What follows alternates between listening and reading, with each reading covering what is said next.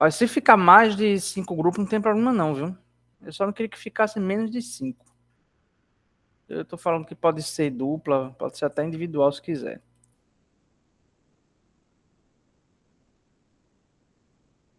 João Paulo e... É Lares mesmo, o nome da pessoa? É, tô vendo aqui. Beleza. Então, temos 4, 8, 11, 13 pessoas. Faltam 4. Aliás, faltam 5.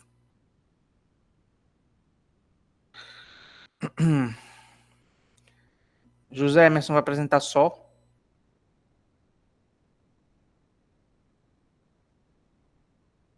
Ó, Lucas já está te chamando para fazer um grupo, uma dupla aí. Eu vou anotar aqui. Lucas Santos, né?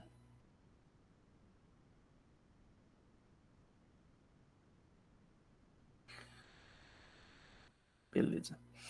Com isso fica faltando só 3 pessoas. Isso. Aí, que acho que não estão presentes, né? Tem 13 pessoas, 12 pessoas aqui na sala. Então, repetindo, grupo 1, Lídia, Lucas Silva, Maria Silva e Misael. 2, Anderson, Jonathan e Marcelo. 3, Igor, Felipe e Fábio. 4, João Paulo e Lars. 5, José Emerson e Lucas. Pronto. Os outros eu vou falar depois individualmente. Se eles entrarem na aula depois, beleza. Se não, eu dou um jeito e eles formam um grupo entre eles. Bom, então vamos lá agora para a escolha do tema. Deixa eu projetar aqui o índice do livro. Para eu mostrar para vocês o que é que tem. Vocês já devem ter baixado, talvez. Mas enfim, mostrar o que é que tem e a gente começa a distribuir ou sortear.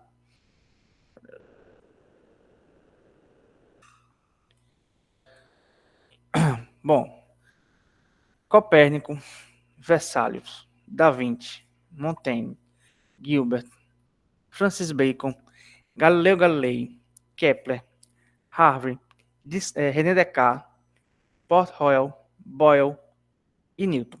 Esses são os capítulos do livro, cada um referente a um cientista, uma personalidade, enfim. Né? Eu não sei se eu falei, esses capítulos são muito pequenininhos, tá? São 4, 5 páginas em média, certo? Que basicamente a estrutura de cada capítulo é uma explicação sobre a contribuição de cada cientista desse no contexto da Revolução Científica no século XVII, né?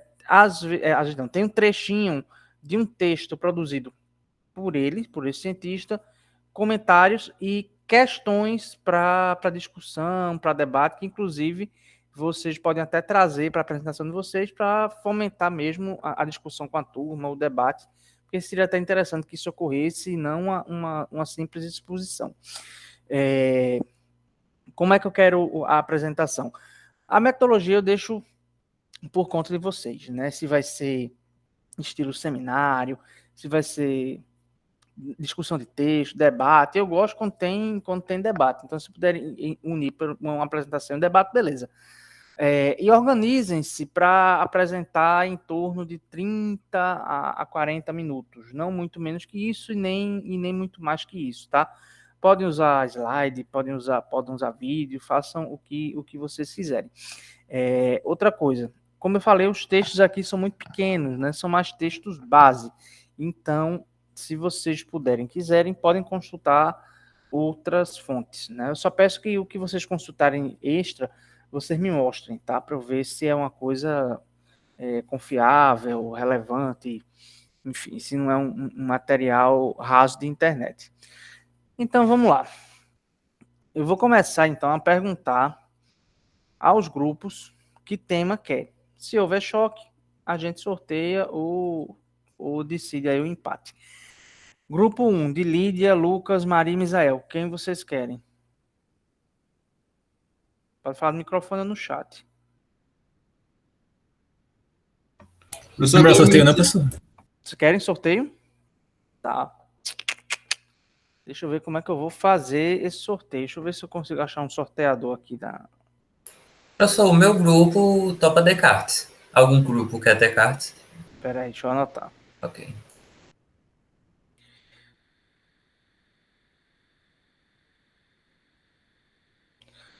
Pam, pam, pam. Algum outro grupo quer René Descartes? Se não, pronto. Então eu vou sortear os outros temas com os outros grupos. Espera aí. Já sei como é que eu vou fazer. Não. Pam, pam, pam, param, pam, pam. Sorteador de nomes.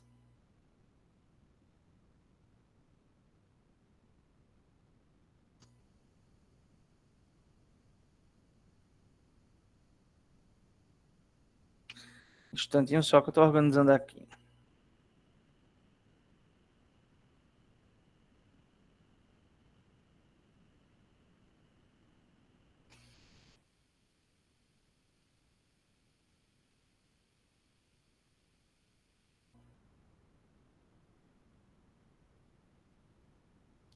Na Fluminense. Não tem.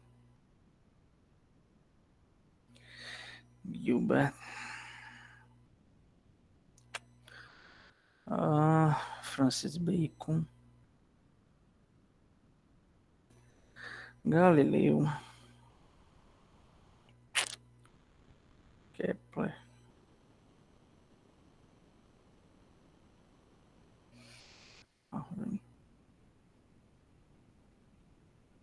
NDK já foi. Port Royal. Boyle. E Newton. Bom, faz o seguinte. Vou considerar como grupo 1 o grupo de Lídia. Grupo 2, o grupo de Anderson, Jonathan e Marcelo. Grupo 3, o grupo de João Paulo e Lars. Grupo 4, Emerson e Lucas, tá? Então, vamos embora.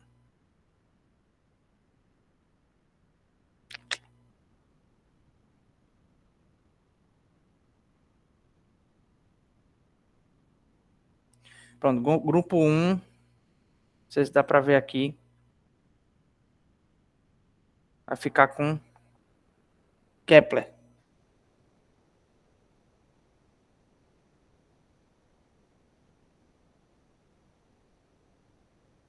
Grupo 2.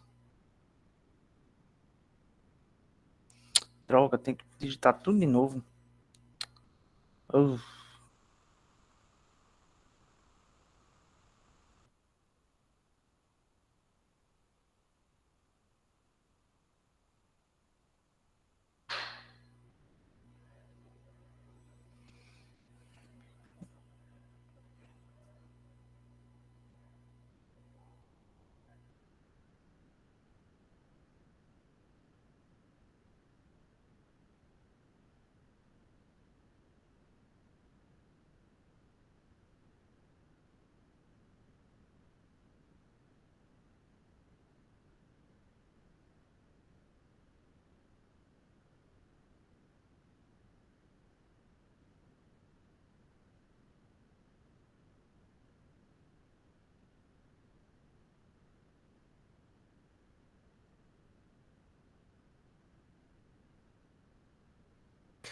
Bom, faltam 3 grupos, vou sortear logo 3 não de uma vez só.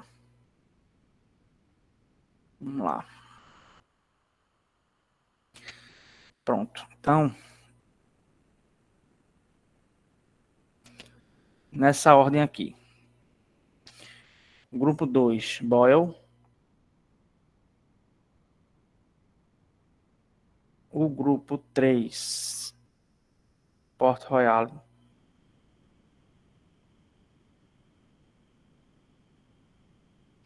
E o grupo 4, Francis Bacon.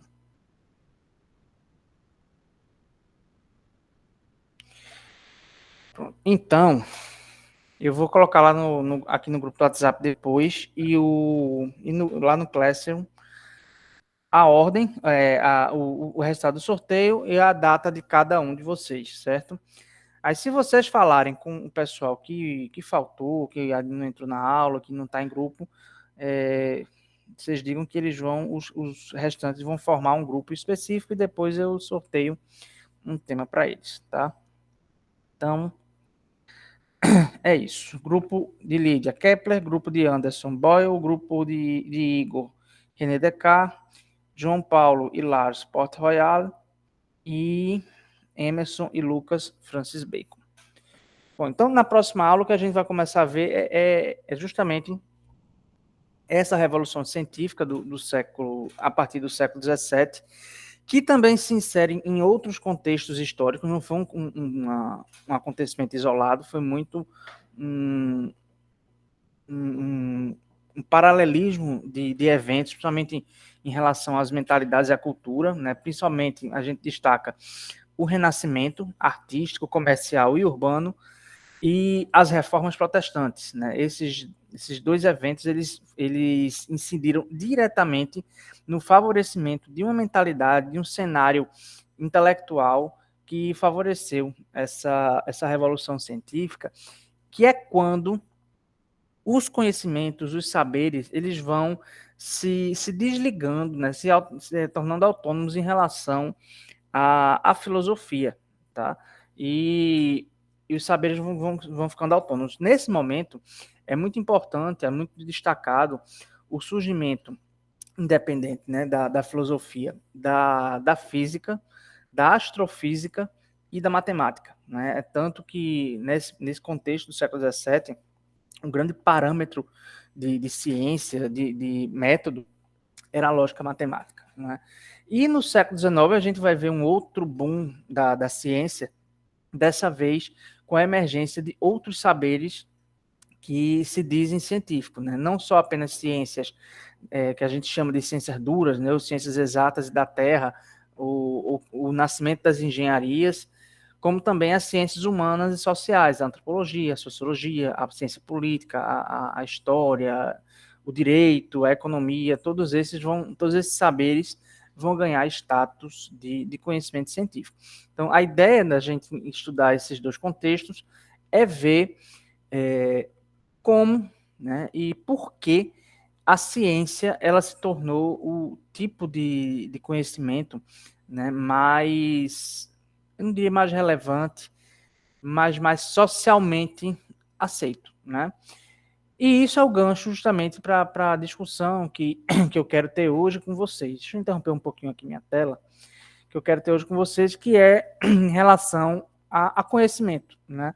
A ciência, como eu quis dizer, ela é só um tipo de conhecimento. Existem outras formas de conhecer o mundo, outras formas de problematizar o mundo, né?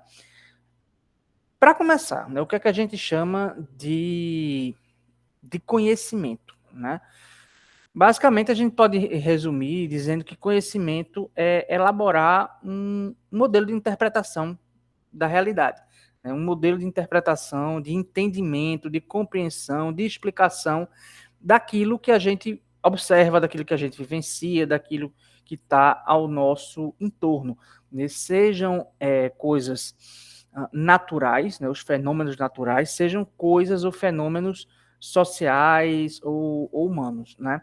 Então, conhecer isso, né? É elaborar um modelo de entendimento e explicação da realidade. Então, existem várias formas de elaborar esse tipo de modelo, esse tipo de explicação.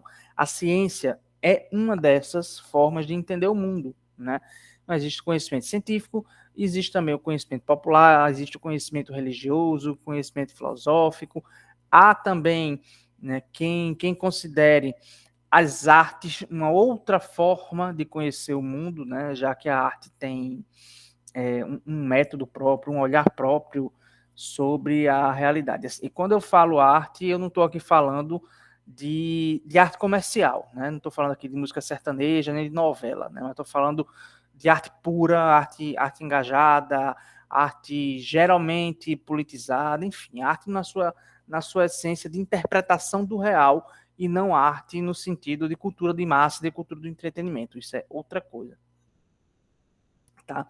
Bom, então, para haver conhecimento, né, a gente tem que ter 3 coisas. Né? Primeiro, um sujeito. Né? A gente, nós, o sujeito cognoscente, né? O sujeito, a pessoa que conhece, a pessoa que está observando, estudando, analisando, pensando sobre aquilo. Tem que ter um objeto, né? Um objeto sobre o qual a gente quer conhecer, né? Um objeto que nós, o sujeito, investigamos para poder conhecê-lo. E 3, uma ideia ou uma opinião, uma imagem, uma representação, enfim, um conceito, né, que vai resultar dessa inter-relação de sujeito e objeto. Né? A forma como eu vou interagir com o meu objeto, seja um objeto físico, cultural, enfim, ela vai fazer com que eu forme uma imagem mental, uma representação, uma ideia sobre esse objeto. Essa ideia, né, essa imagem mental, essa representação, né, é o que a gente chama de conhecimento. E o conhecimento, ele tem uma característica que é a capacidade que o ser humano tem de transmitir esse conhecimento, certo? E essa capacidade de transmissão do conhecimento, que está ligada à nossa capacidade de desenvolver uma linguagem simbólica, é o que nos difere de outros animais, né? Eu sempre dou o exemplo daquele bicho, aquele João de Barro, né? Que cria aquela casinha de barro, enfim, né? Pode se questionar. O João de Barro, ele conhece o que está fazendo, ele sabe o que está fazendo, ou aquilo é basicamente uma programação instintiva que o João de Barro tem, né? Então, basicamente, todo João de Barro do mundo, eles vão construir aquela casinha igual, né? Os formigueiros, eles são construídos a partir de um modelo, digamos assim, que é informado instintivamente, as formigas. O ser humano não. O ser humano, desde a pré-história, ele reflete sobre a arte de construir casas. Então, a gente foi desde as cavernas até os arranha-céus de hoje em dia, porque a gente cria e atualiza nossos conhecimentos sobre a arte de construir. E a gente transmite esse conhecimento, né? Enquanto os animais eles são informados pelo instinto, a gente é informado pela cultura, né? A cultura, né, é a nossa capacidade de transmissão de ideias, né? Então, a grande responsável por isso é a linguagem. O ser humano é o único animal, não, o único não, né? Mas assim, a nossa linguagem, o nosso código de linguagem é o mais complexo entre as espécies. Né? Então, a língua é um código, né, que só quem compartilha desse código entende. A escrita é outro código, né, relacionado com a língua, né, porque a nossa escrita representa o que a gente fala. Então, todos esses são códigos, né? E é esse código que vai fazer com que a gente transmita para nossos descendentes o nosso conhecimento elaborado a partir da interação e da observação dos objetos. E a tudo isso, né, a gente chama um nome de cultura, né? Eu, às vezes, faço uma comparação doida, né, perguntando às pessoas o que é cultura, né? Muita gente responde, cultura é o folclore, né? Cultura é a arte, cultura são as danças. Isso não é cultura, apenas isso não é cultura, e cultura não é apenas isso, certo?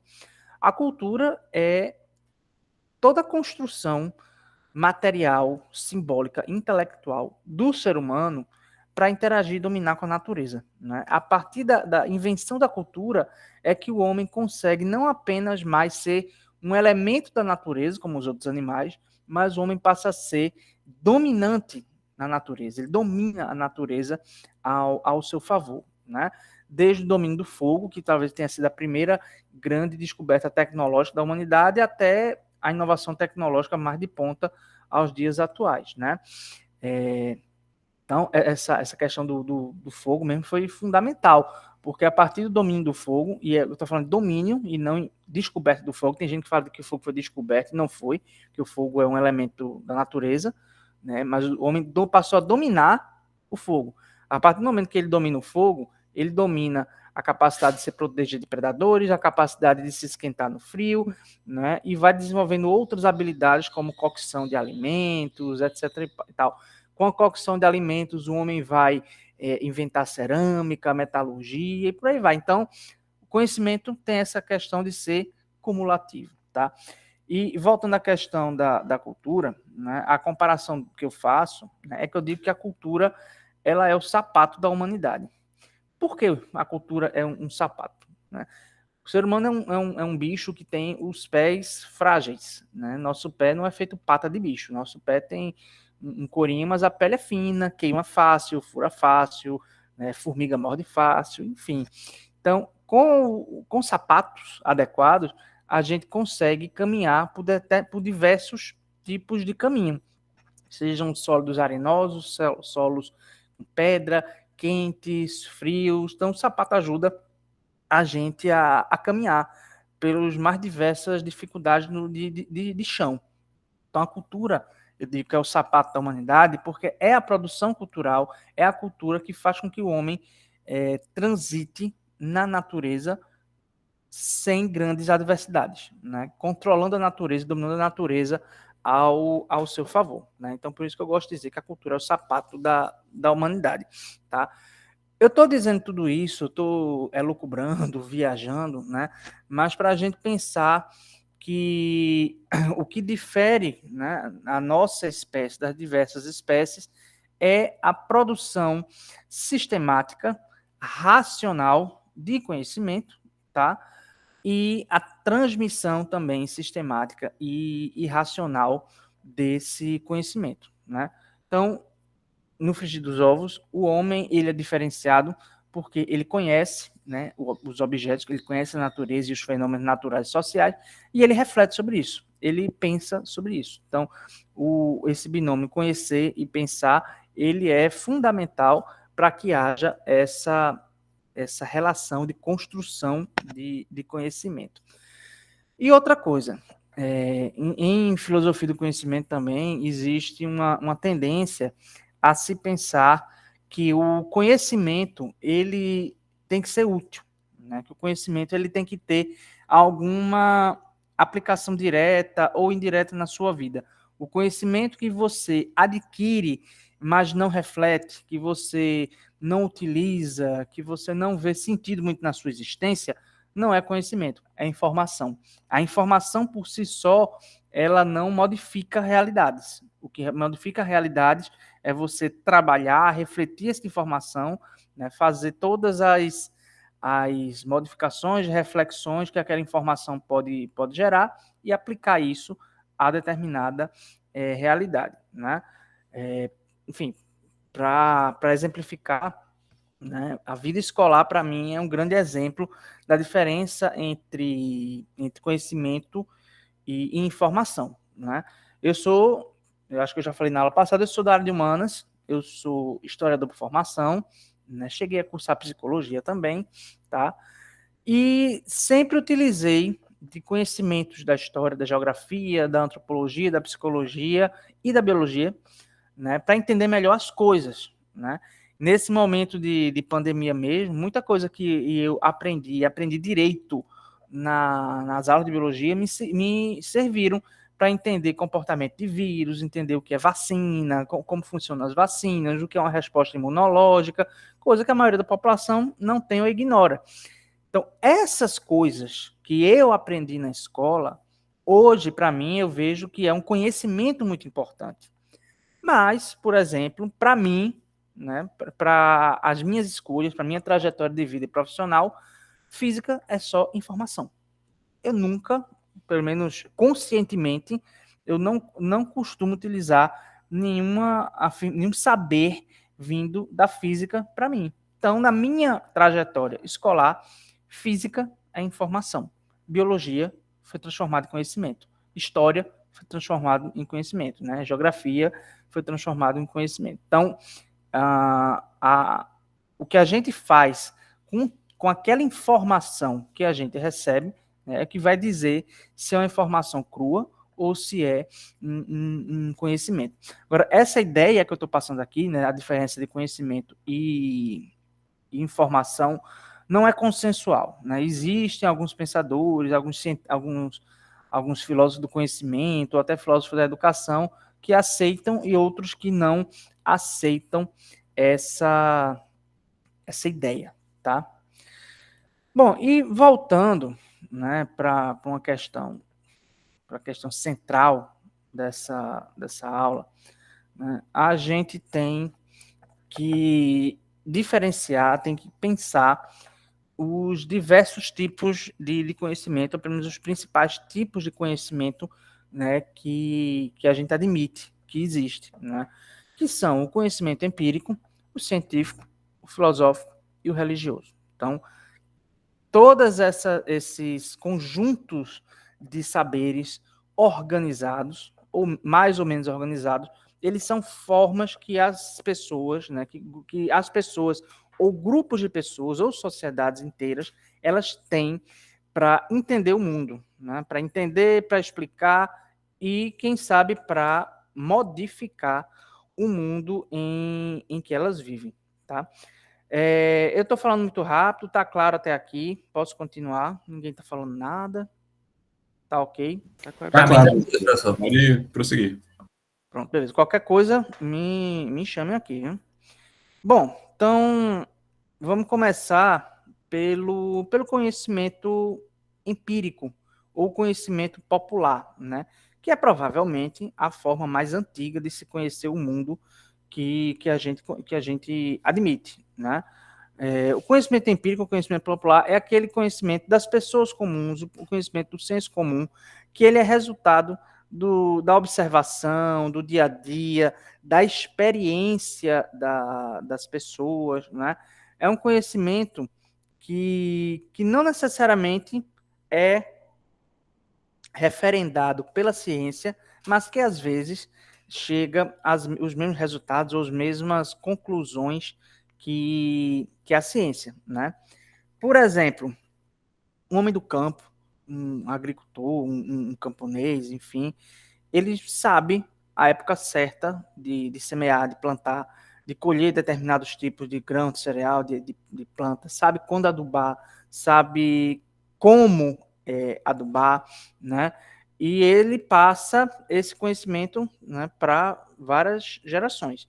Muitos desses camponeses, desses agricultores, às vezes são iletrados ou pouco letrados, né, não sabem mais nada em relação ao conhecimento formal produzido, né, mas na sua experiência de vida, na sua trajetória de vida, ele passou a conhecer bem aquela terra, suas necessidades, seus ciclos, etc. Né?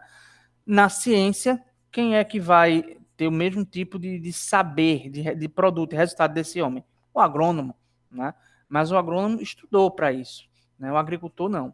O agrônomo, ele estuda, né? Ele faz suas descobertas, suas inferências, através de uma metodologia organizada, né? de padrões de repetição, etc. O agricultor, não. Né? Mas eles podem chegar à mesma conclusão, né? Com relação ao tipo de terra, ao tipo de plantio, a colheita, a adubo, etc. Né? Então, o conhecimento popular é isso, é aquilo que a gente aprende no nosso dia a dia, a partir das nossas experiências, das nossas observações, enfim, das nossas vivências. Né? Então, os exemplos, eles são assim, enormes, né? Então a gente pode comparar, por exemplo, os saberes de uma parteira com um médico obstetra, né? Enfim, de um professor com um tutor, né, em sociedades antigas, etc. Tá? Então, esse tipo de conhecimento, né, observável, desse tipo de conhecimento baseado na experiência, nos sentidos, ele é extremamente antigo. Né? Eu lembro muito bem que quando eu estava começando a estudar coisas, assim, história da ciência, né, história do conhecimento, eu me deparei com um relato, né, de uma forma que antigos médicos egípcios tinham de detectar gravidez, né? E olha que o Egito é uma sociedade que hoje se sabe que eles tinham um conhecimento aprofundado de anatomia, de corpo humano, principalmente porque eles eram bastante bons em mumificação, né? E a mumificação do Egito não era apenas embalsamar corpos, né? Eles conheciam exatamente o que é que tinha aqui dentro para poder fazer múmias perfeitas, tá? Então, eles tinham uma técnica de verificar se a mulher estava grávida ou não, né? Fazendo a mulher fazer xixi em grãos de cevada e grãos de trigo, né? Ou então em uma fruta que tem muito lá naquela tâmaras, ou em tâmara. Se com o xixi da mulher, o trigo, a cevada, ela germinar, a mulher está grávida. Se não germinar, a mulher não está grávida. Se a cevada germinar primeiro, a mulher está grávida de uma menina. Se o trigo germinar primeiro, ela está grávida de um menino.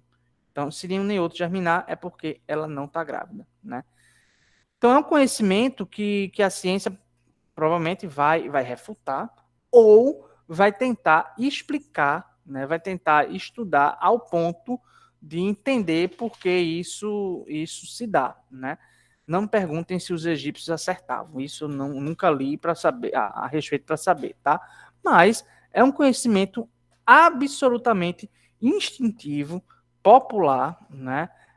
Sensitivo, que não tem nada a ver com conhecimento formal produzido, né?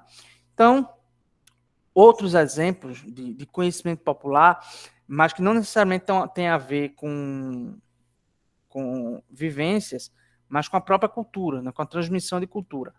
Quem aqui nunca ouviu frases como não coma manga de noite, né? Ou então não coma manga com leite, não deixe o noivo ver a noiva antes do casamento para não dar azar, né? Isso também faz parte de um rol de conhecimento popular, né, que tem na cabeça de quem acredita algum sentido, né? Minha mãe mesmo conta uma história de que quando ela era adolescente, quando estava grávida, quando estava menstruada, não podia fazer educação física, nem podia chupar picolé, e nem podia lavar o cabelo. Conhecimento popular, certo? É crendice, é burrice. Não. Isso faz parte de um arcabouço de sabedoria popular, né? São coisas que surgiram muito antigamente, né? A gente sabe nem precisar exatamente quando foi que esse tipo de crença surgiu, né? Mas faz parte de um cabedal de conhecimento popular que nem sempre precisa ou pode ser ignorado, tá?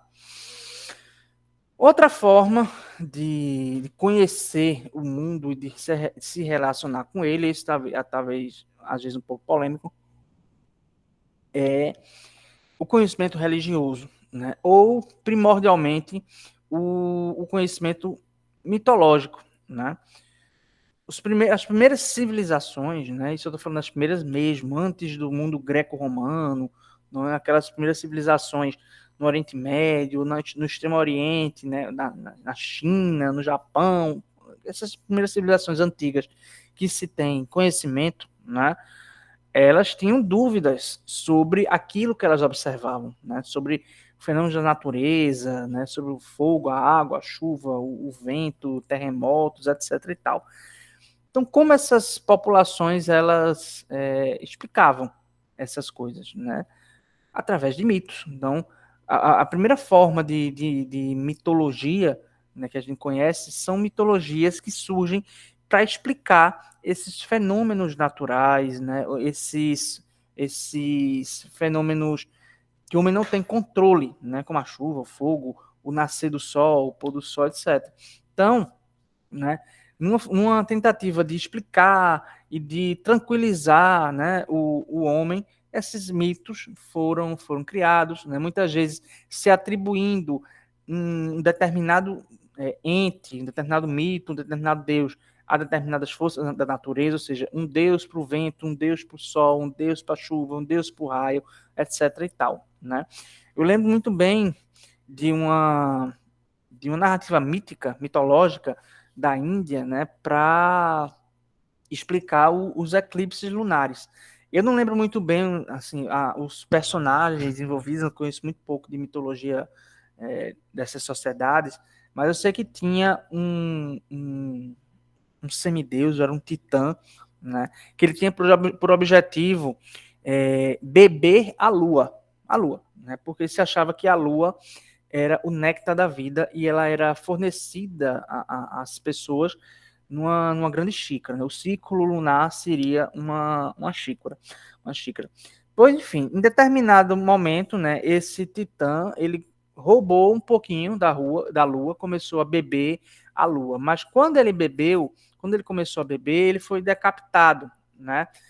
E seu corpo morreu, mas a cabeça, até a altura do pescoço, ficou viva, né? Então acredita-se...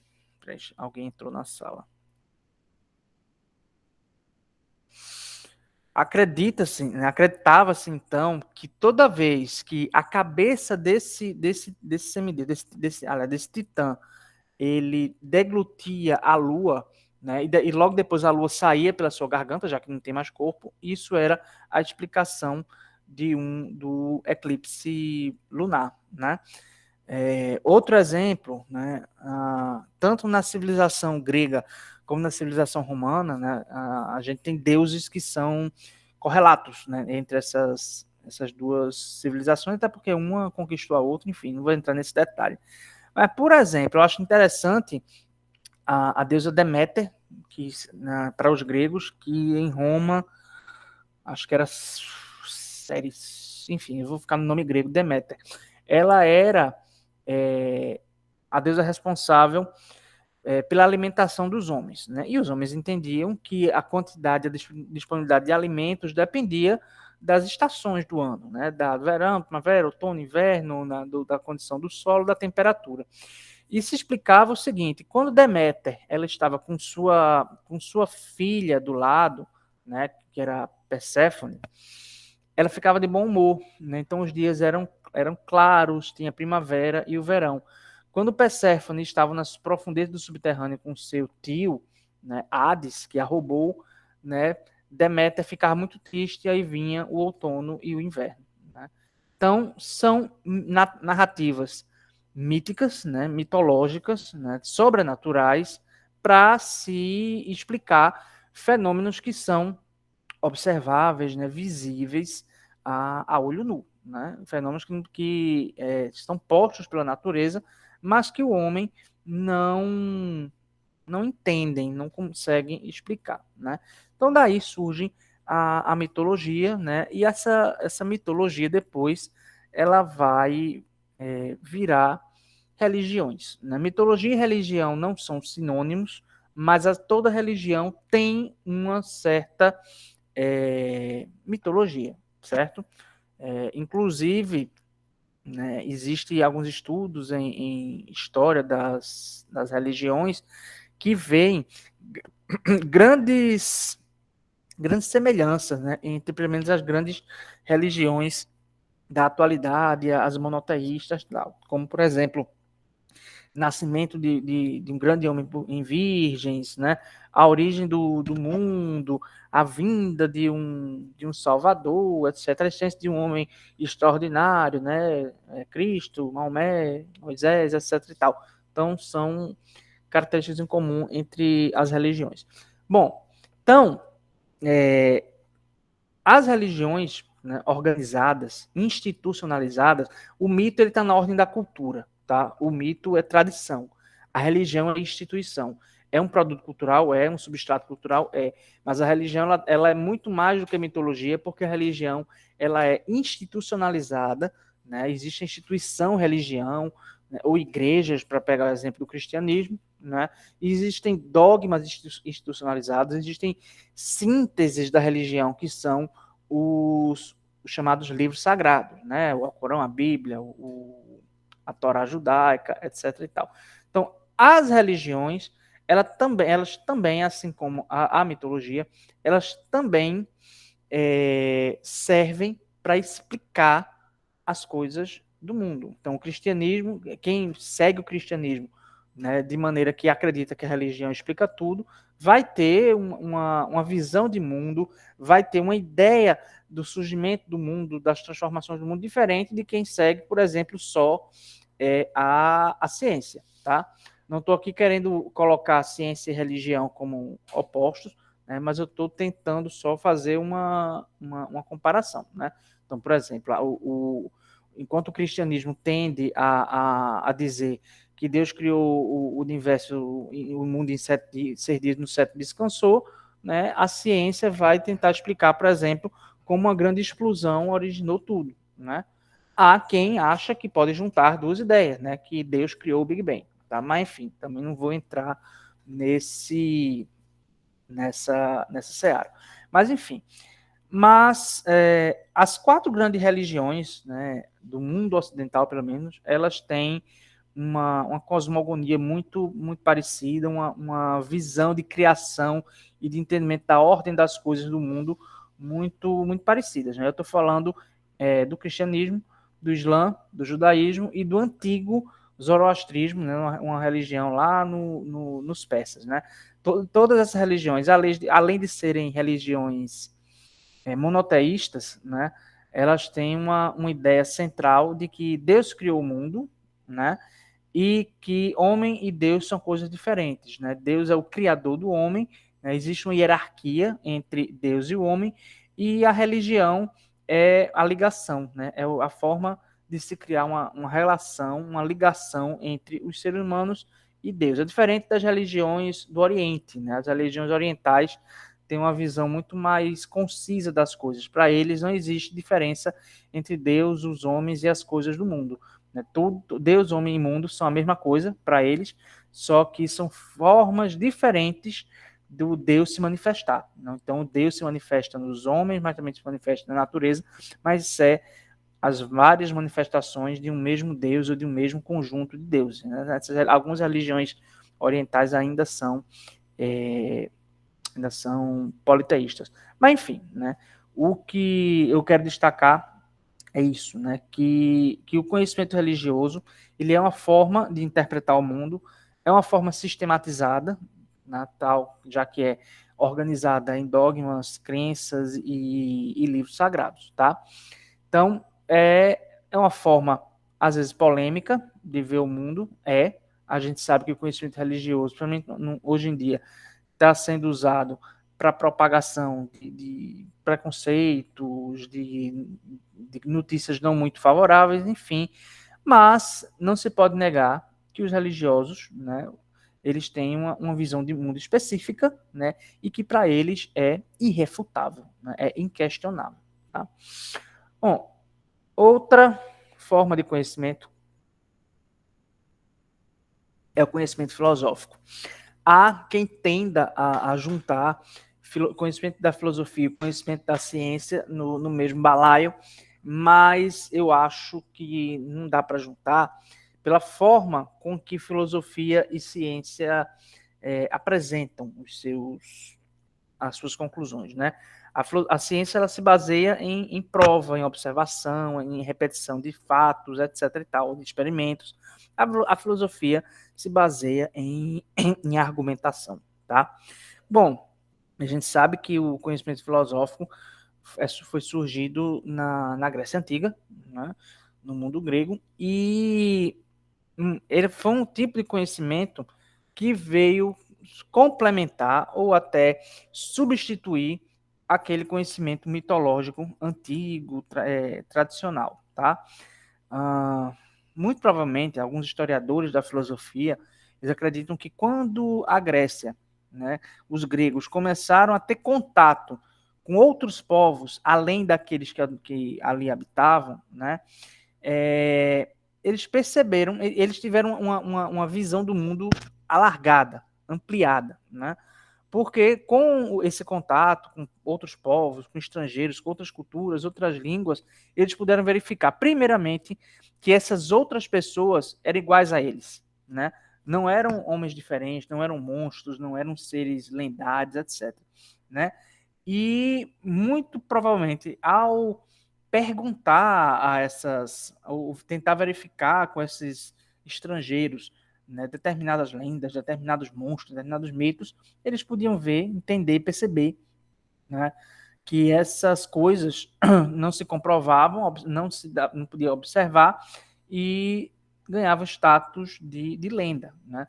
Coisa muito parecida aconteceu, por exemplo, na época do descobrimento, descobrimento, não gosto dessa palavra, do achamento da América Latina, da continente americano, do Brasil, etc. Né? O europeu, quando aqui chegou, achava que ia encontrar assim, seres inimagináveis, assim, monstros de um pé só, né? Monstros que tinham o rosto no peito, né? Que tinham bocas enormes, e perceberam que o indígena era igual a eles, né? Assim, morfologicamente igual a eles, só que de uma outra tonalidade da pele e outra cultura, principalmente com relação ao uso de roupa e por eles não serem cristãos. Mas eram formas humanas. Então, muitos daqueles monstros, os monstros que os portugueses achavam que iam encontrar aqui no Brasil, ou que iam encontrar, inclusive, na trajetória de viagem no mundo Atlântico, né, no Oceano Atlântico, eles perceberam que aquilo era lenda, não existia, não podia se comprovar de fato. Então, voltando para a Grécia, a partir do momento em que esse alargamento da visão de mundo dos gregos possibilitou o questionamento da mitologia, o questionamento das explicações sobrenaturais, outro tipo de entendimento, né, foi gerado, foi surgido, que é a filosofia, né? Então aí, eu não vou entrar em detalhes também de história da filosofia, mas aí a gente já conhece, né, a história da filosofia da Grécia Antiga, né, a sua importância, a divisão entre pré-socráticos, como Tales de Mileto, Anaximandro, Pitágoras, e os pensadores pós-Sócrates, né, que é Sócrates, Platão e Aristóteles. Não preciso entrar nesse detalhe, né? Mas, enfim, o que é importante a gente salientar é que a filosofia surge, né, nesse contexto específico para explicar racionalmente as coisas, os fenômenos do mundo, sejam naturais ou sejam sociais, mas elas têm um padrão de explicação diferente da ciência, né? A filosofia ela é mais especulativa do que a ciência e ela é baseada basicamente na capacidade de criar, de gerar argumentos, né? Enquanto a ciência ela tenta estabelecer fórmulas, leis, padrões de repetição ou de observação, a filosofia ela se baseia na argumentação, né? Então, por exemplo, a ciência ela as perguntas que a ciência responde não necessariamente são as mesmas que a filosofia responde. Então, enquanto a ciência pode perguntar e tentar responder por que alguém morre, né, como alguém morre, a filosofia pode se preocupar na existência ou não da alma. Estou dando aqui um exemplo abstrato. Na minha área de estudo, por exemplo, né, eu estudo o sistema penitenciário, como eu falei na aula passada. Né? A ciência penitenciária vai estudar fenômenos concretos, né, do sistema penitenciário, as leis penais, as condições materiais do sistema penitenciário, né, vai se aliar à criminologia para entender o fenômeno do crime, enfim. Mas existe, por exemplo, uma linha da filosofia francesa que estuda a ligação do surgimento das prisões a um modelo de sociedade disciplinar. Então, é o mesmo fenômeno que se estuda, o sistema penitenciário, mas são linhas de argumentação, linhas de explicação bem distintas. Ambas lógicas, organizadas, né?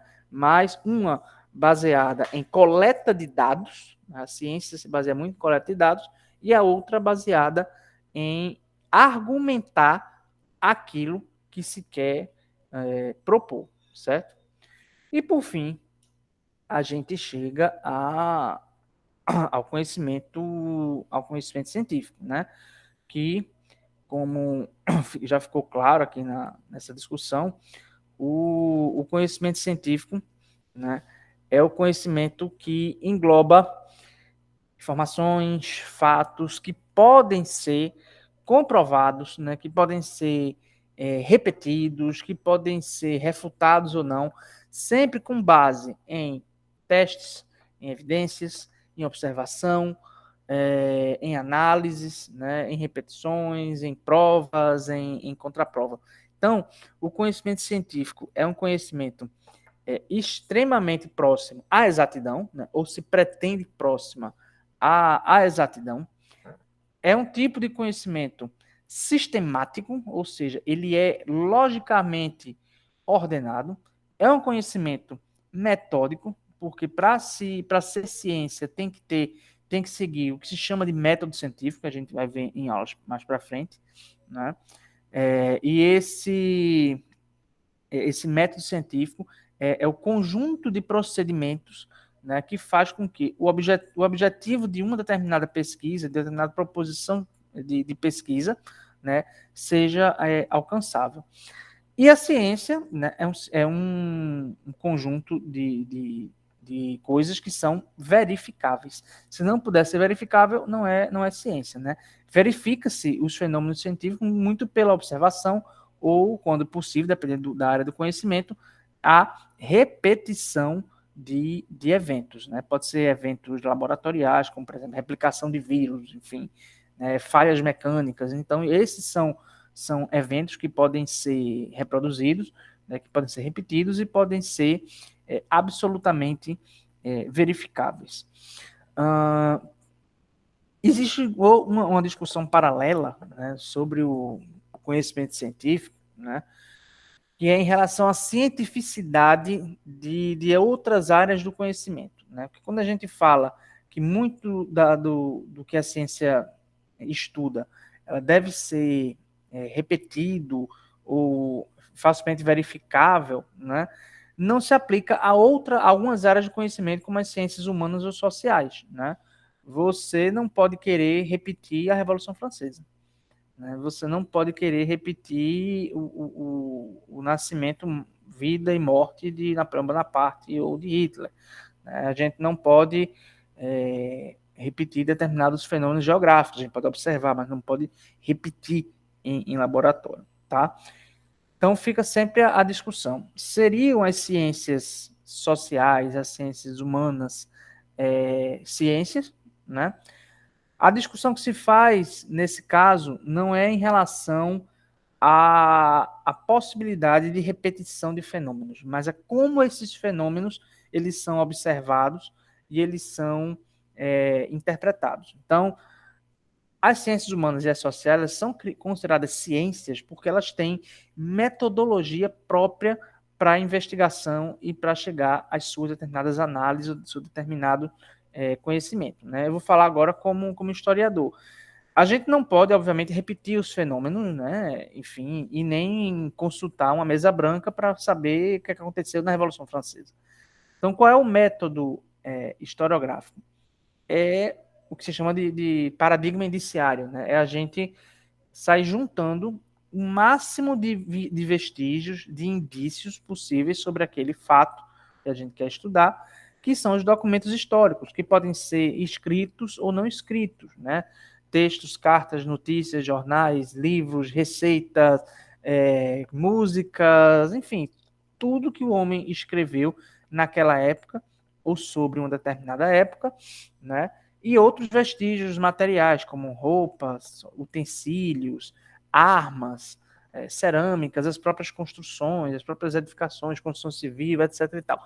Então, tudo isso são vestígios, são considerados documentos históricos. Então, com a junção, né, e a análise desses documentos históricos, né, a partir de um método específico, né, o historiador ele chega às suas conclusões, né, ele chega às suas interpretações, ao seu produto, né?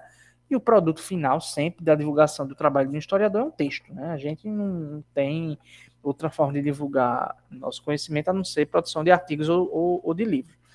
Mas essa metodologia específica, essa preocupação em tratar o passado com uma metodologia específica, né, que é a observação dos vestígios, faz com que a história, e eu estou falando só da história, que é o exemplo mais próximo a mim, ela seja considerada uma ciência, né? E assim, quando se vai estudar um fenômeno histórico, não basta você pegar, vou estudar, sei lá, como o governo Dom Pedro II, né, como o imperador Dom Pedro II, ele entendia a escravidão. Enfim, vamos supor aqui. Eu vou pegar um jornal, ver o que ele publicou, né, e pronto, está feito. Não dá para fazer assim, porque toda a produção humana, né, ela é carregada de impressões, de ideologia, né? Eu posso pegar, ficando nesse exemplo, eu posso pegar, assim, por acaso, um jornal que seja totalmente monarquista ou um jornal que seja totalmente antimonarquista e queira matar o imperador. Então, o jornal, como documento histórico, tem que ser lido com muito cuidado, que a gente tem que entender quem está produzindo, por que está produzindo, quais são os interesses de quem está escrevendo aquilo, né, as questões ideológicas de quem está escrevendo aquilo. Né? Todo mundo tem uma ideologia, se não gosta de não existe ideologia, é mentira.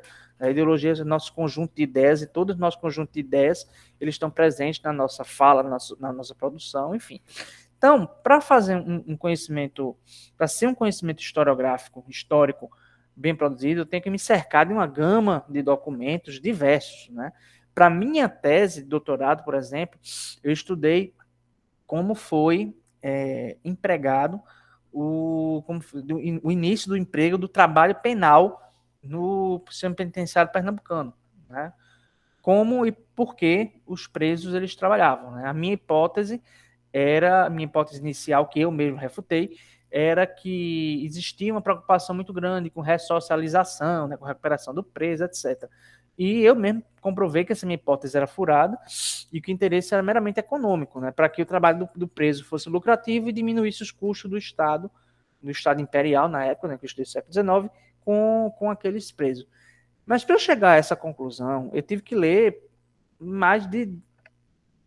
Eu vou chutar aqui o próximo do exato, mas mais de 3.000 documentos entre legislação, notícias, atas de reuniões do Senado do Império, das assembleias estaduais, das assembleias nacionais, jornais das mais diversas vertentes ideológicas e os documentos cotidianos da administração penitenciária da prisão que eu li, que eu estudei. Então, foram milhares de documentos lidos lidos, interpretados, catalogados e fazendo cruzamento de dados ao longo de 5 anos de construção da minha tese. Então, todo esse trabalho que eu estou falando agora, né, ele dá a cientificidade da história. Então, a história não é um conhecimento que pode ser produzido por qualquer um, nem de qualquer forma.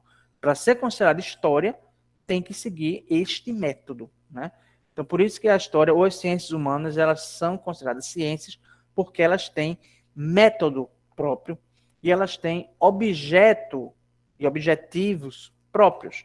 A história estuda o passado da humanidade, né? A trajetória da humanidade ao longo dos tempos, né?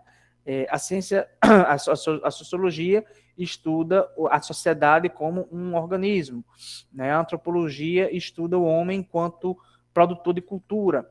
Então, todas as ciências humanas, elas têm um objeto específico. Você não pode confundir o objeto da história com o objeto da antropologia. Então, por elas terem objetos próprios e terem metodologias próprias para chegar no seu objetivo, no seu resultado, elas são consideradas ciências. Então, as ciências humanas não são ciências laboratoriais, não são ciências que dê para repetir fenômenos, mas são ciências a partir do momento que o conhecimento ele é produzido de forma sistemática, organizada, logicamente organizada, logicamente ordenada. Tá? Então, isso é uma característica primordial do saber científico, do conhecimento científico. Aí eu estou falando para todas as áreas, né? Então, cada área do conhecimento específico, cada tipo de ciência, né, ela vai ter seu objeto próprio, seu objetivo próprio e a metodologia própria, né, as formas metodológicas próprias para se alcançar determinado conhecimento. Né? E uma questão chave da produção de ciência, né, e isso tem tudo a ver com o que vocês vão fazer daqui a um tempo, que é o TCC, é que a ciência é feita a partir de pesquisa. Né?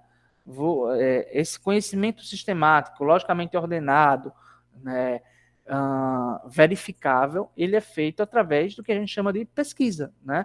A pesquisa é você se debruçar sobre um dado objeto, né? E estudá-lo de forma metódica e metodologicamente aceita, tá? Então, tudo que a ciência produz é a partir de pesquisa, e toda pesquisa surge de um projeto de pesquisa, e todo projeto de pesquisa surge a partir de uma questão que se quer responder, de uma pergunta que se quer responder, ou de um problema que se quer resolver, né? Desde uma pergunta inicial que eu fiz na minha tese de para que eu trabalho penal, até uma pergunta como o coronavírus se comporta para a gente poder fazer uma vacina. Então, uma pesquisa surge de uma pergunta ou de um problema real, concreto, imediato, que se quer responder, que se quer resolver. Né? A partir dessa pergunta, né, que você quer responder, desse problema que você quer resolver, né, como, por exemplo, vacina, né, você estabelece quais são os objetivos da minha pesquisa, o que é que eu quero responder e resolver.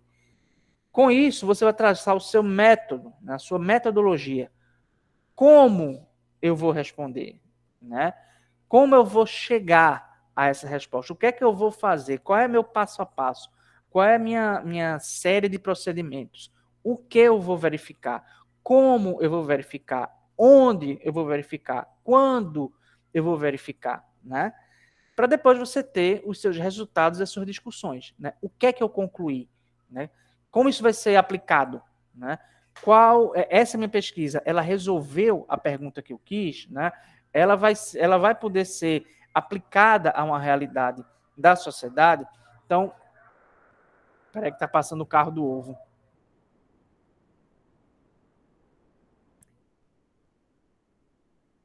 Enfim, então, voltando, né? Tudo isso que eu quis falar agora, né, de mostrar o que é o conhecimento científico, essa questão da importância do objetivo do método e da pesquisa, é porque, em algum momento do curso de graduação de vocês vão se debruçar com essa necessidade de elaborar um projeto de TCC e um TCC. Né? O projeto de TCC de vocês vai ser o que é que eu quero pesquisar? Né? O que é que eu quero mostrar, né, para a comunidade do IFPE, para a comunidade acadêmica, a partir dos conhecimentos adquiridos, né, no meu curso de Engenharia Mecânica. Então, vocês vão elaborar esse projeto TCC no nono período, né, dizendo o que é que vocês querem fazer e como vocês vão fazer. Né? Objetivo e método. Né? Isso é a chave da produção de conhecimento científico. Você tem que ter um objetivo claro e você tem que ter um método que dê conta desses objetivos. Não adianta fazer uma metodologia super viajada, né, ou muito simples, que não vai dar conta, que não vai fazer você chegar àquela proposta inicial dos seus objetivos, tá? Então, em resumo, era isso que eu queria mostrar, né? Então, fazer essa comparação entre esses tipos de conhecimento, né? O popular, o científico, o filosófico, o religioso, né? Só uma coisa antes de finalizar, né?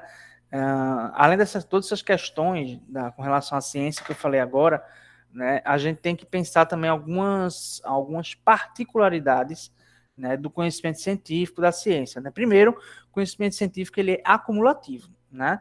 A gente vai acumulando conhecimento, acumulando saberes, e nenhuma pesquisa surge do nada, né, e ignora o que foi produzido antes. Tá? Uma pesquisa ela vai ajudar na outra. Né? Acho que esse período de pandemia mostrou muito essa questão da acumulação de conhecimentos pela velocidade que a vacina foi produzida. Né? Era o mundo inteiro pesquisando, muito dinheiro investido, né? Mas também muito conhecimento acumulado, né, sobre produção de vacinas e sobre o próprio coronavírus, que é um vírus que se conhece desde os anos 60. Então, esse acúmulo de conhecimento é característico da ciência. E outra coisa, a ciência tem que ser útil. Né? O conhecimento científico, ele melhora, ou pelo menos ajuda a melhorar em algum aspecto a condição da vida humana. Isso independente da área do conhecimento que eu estou falando. Posso estar falando da astrofísica ou da economia, certo? Mas o fim máximo da ciência é produzir conhecimento, né, para melhoria da condição da vida do homem na Terra, né? E pensando nisso, né, existem basicamente dois tipos de pesquisa científica, né? A pesquisa pura e a pesquisa aplicada. A pesquisa pura é aquela que se propõe a produzir conhecimento novo, né? E é muito característica das ciências humanas, mas também em outros saberes, né? Por exemplo, na medicina se produz muito pesquisa pura, né? E muitas vezes essa pesquisa pura da medicina, ela é aproveitada, por exemplo, na ciência farmacêutica, né? Para fazer uma aplicação dessa pesquisa para curar determinada doença, determinado problema. Então, a pesquisa pura é a produção do conhecimento. E tem a pesquisa aplicada, né? Que é a pesquisa que ela tem que ter uma aplicabilidade mais imediata para resolver alguma questão, algum problema socialmente colocado, seja uma doença, seja construção de um edifício, seja a invenção de um robô, uma vacina, enfim, né? Mas a pesquisa, eu não estou aqui querendo dizer que a pesquisa pura é menos pesquisa do que a aplicada, né? Nenhuma pesquisa aplicada ela se desenvolve sem o conhecimento produzido na pesquisa pura. Então, são dois tipos de pesquisa que andam de mãos dadas, tá? Bom, então, em resumo, era isso, né, que eu queria falar nessa primeira aula. Alguém tem alguma coisa para comentar? Alguma dúvida? Eu vi Por aqui. mim não, professor, foi de boas. Não sei os outros. O que é que tu escreveu aí sobre dilúvio? Ah, não, é por causa que tem várias religiões que tratam de dilúvio também, além da cristã. Inclusive a nórdica tem um conto que fala sobre isso também. Na época que o senhor estava, na hora que o senhor está falando das igualdades nas religiões. É verdade. Mas olha que eu só comparei as 4 grandes religiões do Ocidente, né? Não, eu não quis ignorar a nórdica, não, mas só para fazer uma comparação entre as 4 numericamente maiores, né? Mais alguém? Ficou claro? Tá tudo tranquilo? Pra mim tá tudo certinho. Lídia dizendo aqui que depois assiste a aula gravada, beleza. Bom, então, se ninguém tem mais nada a falar, né, a gente pode ir encerrando. Eu vou deixar aqui, vou deixar lá no Google Classroom o vídeo dessa aula, né? E só um roteirinho de apoio de estudo, né? Que eu fiz há uns anos atrás sobre esse negócio de tipo de conhecimento, né? Como material complementar. E vou deixar também agora a divisão dos grupos e temas, tá? Lembrando, quem não tem grupo ainda se encaixe. E os que faltaram, a ideia é que se eles não se encaixarem em nenhum dos grupos, eu vou fazer um grupo só com esse pessoal que faltou. Beleza? Então é isso, minha gente. Agradeço aí a atenção e a disponibilidade de vocês. Valeu, professor. Valeu. Bom dia aí para vocês. Bom Valeu, final de semana. professor. Bom fim de semana, professor.